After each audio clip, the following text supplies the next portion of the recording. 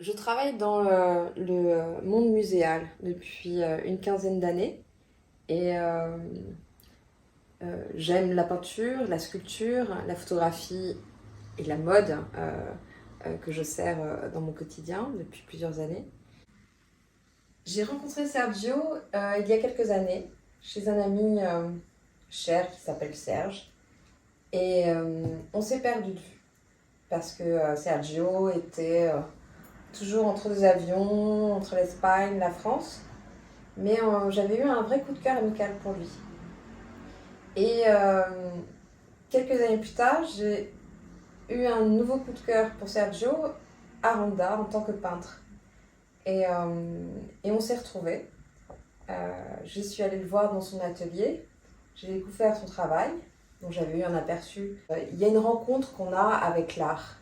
Des choses qui vous parlent, des choses qui ne vous parlent pas. Et là, ça m'a tout de suite évoqué des choses. Et il avait fait des peintures comme ça, dans ces bleus.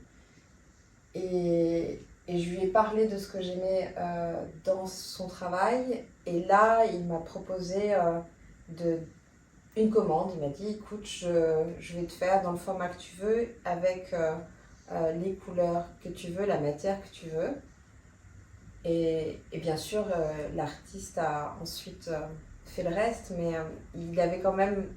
C'était comme un privilège pour moi de passer commande. Et, et j'étais très excitée entre le moment où il y a eu cette commande et la réalisation. Qu'est-ce qu'il allait faire, puisqu'il le faisait pour moi. Et je me suis sentie vraiment comme des, euh, des grands commanditaires de peinture, d'artistes. Et on veut quelque chose, mais on ne sait pas ce que ça va donner. Et quand il m'a montré le résultat, j'ai été très touchée parce que c'était euh, c'était plus beau que ce que j'avais imaginé. Et son travail m'a fait penser à Soulage, que j'aime énormément, mais un Soulage de la couleur. Et dans la peinture de Soulage, ce que j'aime beaucoup, c'est la texture et l'effet de la lumière sur ses toiles. Et on retrouve ça beaucoup dans le travail de Sergio Aranda.